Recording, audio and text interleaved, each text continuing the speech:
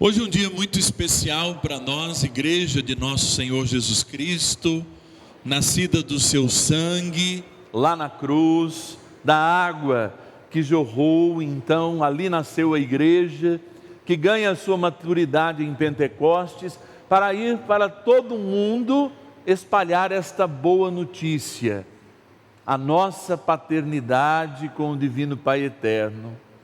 Não estamos mais jogados à nossa sorte. Deus não é um arquiteto apenas do universo que o planejou, chutou para que ele funcionasse, um motor imóvel, como diziam os helenistas.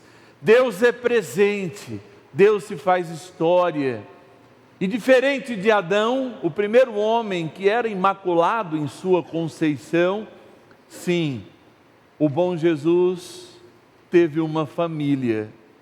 O Deus impecável mostrou-nos um caminho, assumiu a culpa que Adão deixara de lado, para que nós não nos sentíssemos culpados e que a morte de fato não nos tocasse.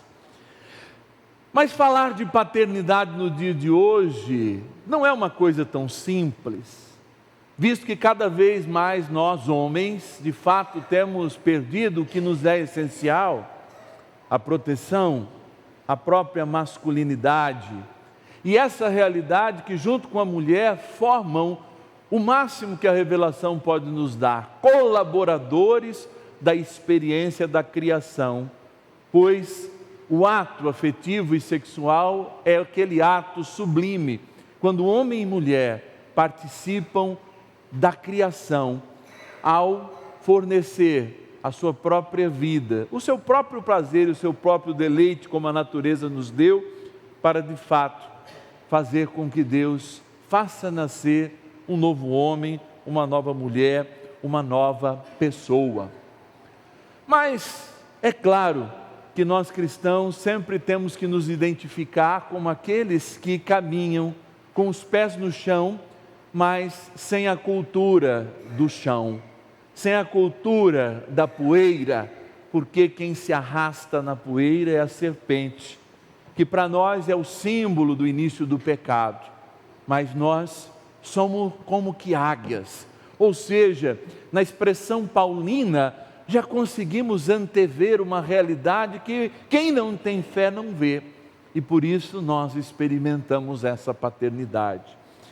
E é muito interessante porque, ao refletirmos a figura de São José na vida da igreja, podemos nós perceber que José era o verdadeiro descendente de Davi.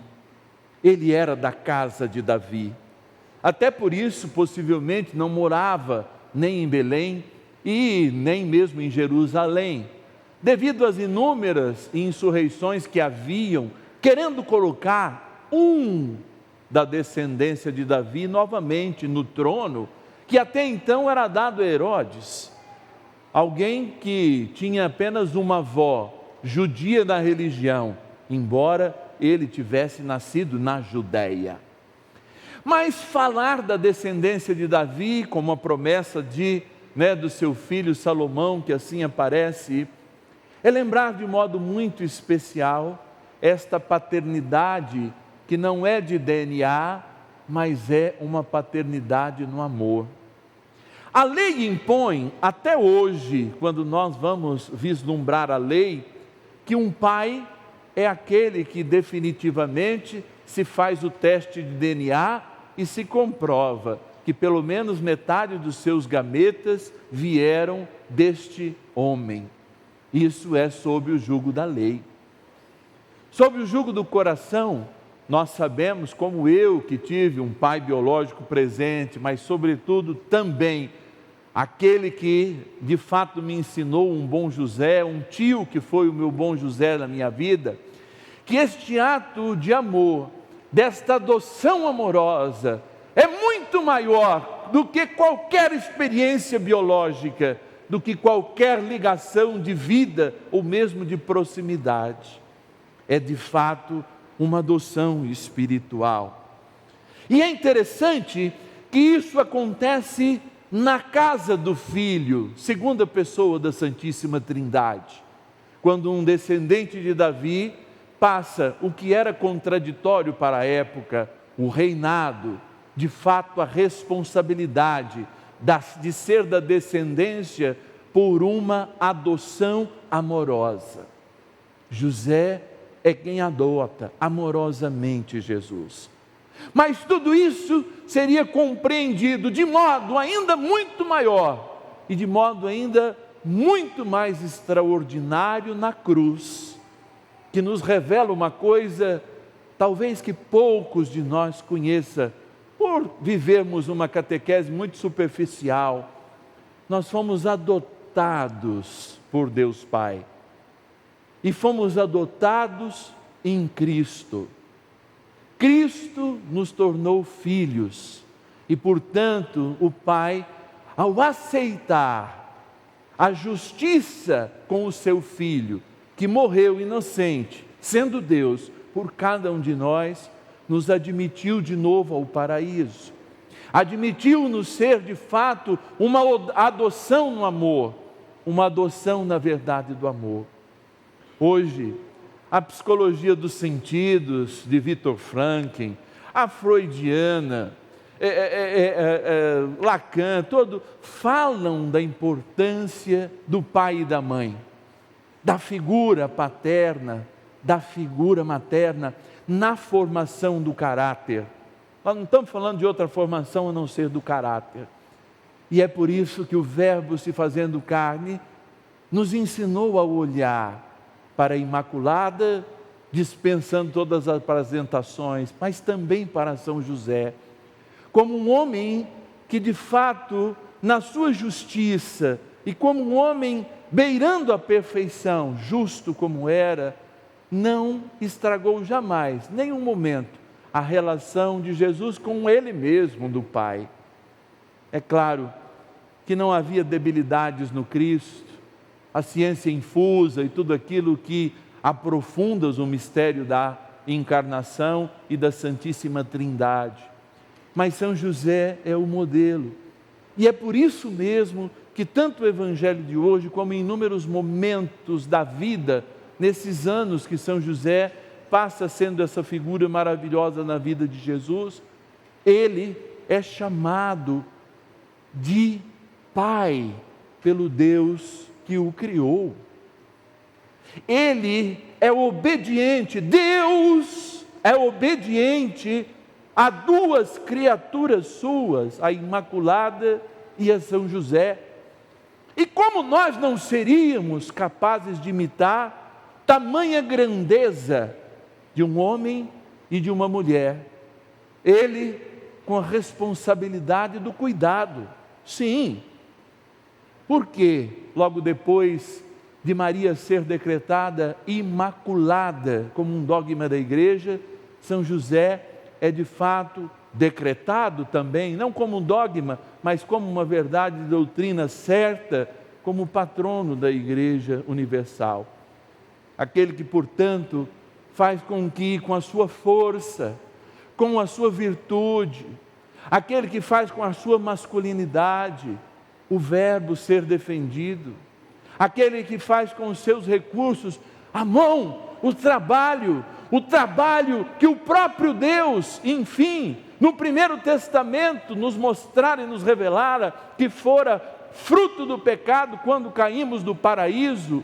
Em São José e na sua oficina, o próprio Cristo consagra o trabalho como uma missão de vida, como algo que dá sentido à vida, como algo que é essencial à vida, àqueles que assim podem e de fato devem exercer o seu ofício.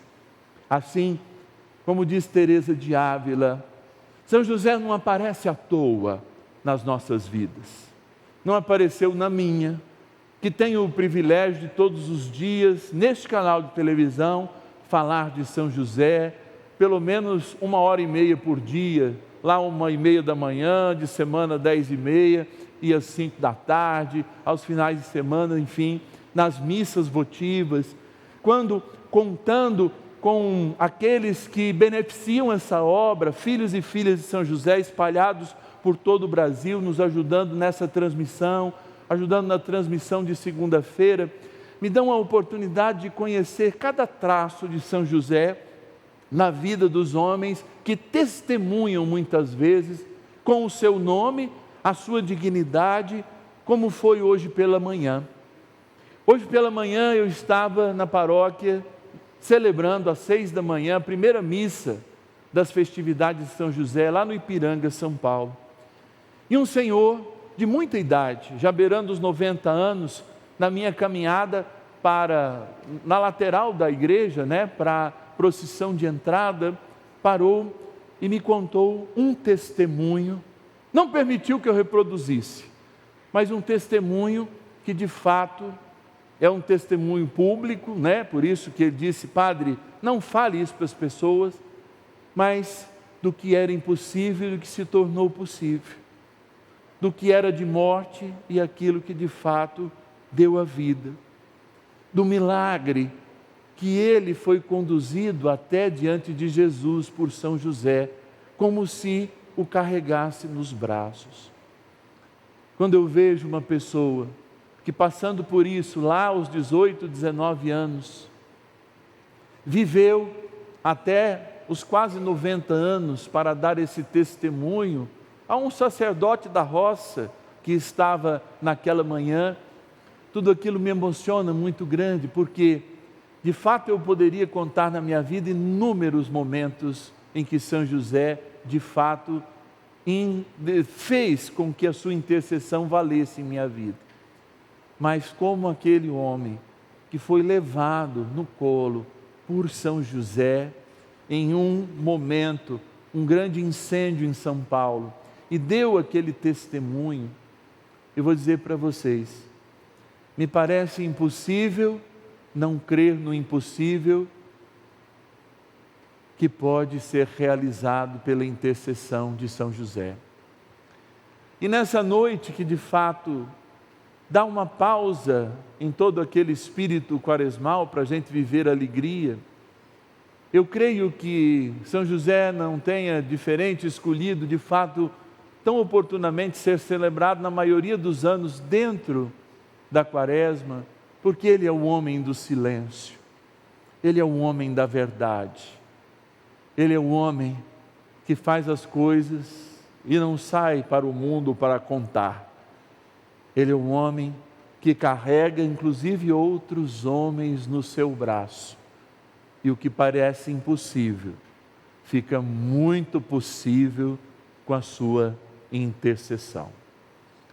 De fato, eu quase nem comecei a missa direito pela emoção dessa manhã, de estar diante de alguém que testemunha um homem do céu carregar um pai na terra.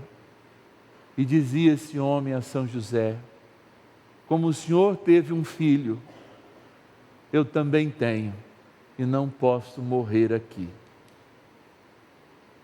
Eu não sei qual é a situação da sua vida, talvez não tenha uma coisa tão grande de morte, mas eu sei que existem pequenas coisas que nos parecem impossíveis agora. Eu sei que pode ser um negócio, pode ser um emprego, pode ser mesmo uma doença que traga terminalidade, pode ser um desespero, talvez até mesmo inútil, diante de algo que vai passar, mas eu sei que vale a pena trazer essa emoção para esse altar agora, e pedir a intercessão poderosa de São José naquilo que hoje lhe parece impossível. E eu falo a cada um e a cada uma também que está lá em casa, naquilo que lhe parece impossível. Renato, chega aqui que é mais fácil. Naquilo que lhe parece impossível agora. E todo mundo sabe essa música. Mas é diante de São José que nós vamos colocar aquilo que parecia impossível. E eu tenho certeza que como ele levou um José, um dia no colo, salvando de um grande incidente, ele também te pega no colo agora, para pôr aos pés do seu Filho e nosso Senhor Jesus Cristo.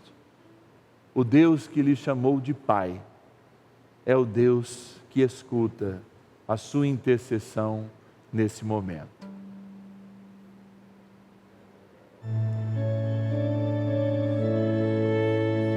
Aquilo que parecia impossível, aquilo que parecia não ter saída, aquilo que parecia ser minha morte, mas Jesus mudou minha sorte. Sou um milagre, estou aqui. Olha, e a gente intercede agora, porque se não somos nós que estamos à beira dessa experiência de morte, pode ser alguém que a gente conhece, alguém que a gente ama, alguém até mesmo que já tenha feito a passagem e está junto de Deus intercedendo por nós. Eu te chamaria a ficar em pé agora e de fato dizer para esse problema, para essa doença, para essa libertação necessária, que aquilo que parecia impossível, aquilo que parecia não ter mais saída, aquilo que parecia ser a morte, pela intercessão de São José, que nos levou aos pés do seu Filho, essa sorte já foi mudada. E esse milagre, já está aqui, na palma das nossas mãos. E eu tomo posse e canto com você.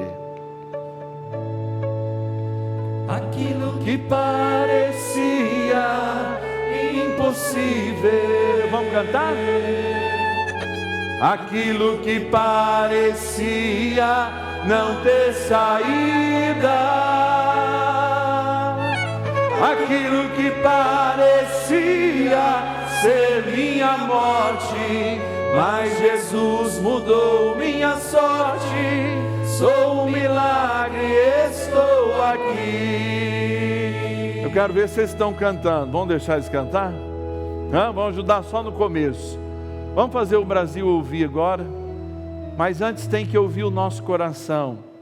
Ouvir quem verdadeiramente precisa dessa palavra. Aquilo que parecia impossível, aquilo que parecia não ter saída, aquilo que parecia ser minha morte. São José me pegou no colo e Jesus mudou minha sorte. Eu sou um milagre, eu estou aqui. Vamos lá? Aquilo que parecia impossível, aquilo que parecia não ter saída, aquilo que parecia ser minha morte, mas Jesus mudou minha sorte. Sou um milagre, estou aqui. Mas eu acho que para finalizar é necessário a gente receber essa mensagem. Eu também não sou bom de cantar, às vezes eu até atrapalho os músicos, mas eu quero cantar junto com vocês agora, a gente cantando para o irmão. Vou virar aqui para o seminarista e vou dizer: olha, de fato, aquilo que parecia ser impossível, não é mais. Aquilo que parecia não ter saída, já tem. Aquilo que parecia tua morte, não, já tem um milagre te esperando. Vamos virar para alguém e cantar isso? Vamos virar para quem está do lado? Aquilo que parecia impossível, vou cantar também. aquilo que parecia não ter saída, aquilo que parecia ser minha morte, mas Jesus mudou sua sorte. Você é um milagre que está aqui. E viva São José!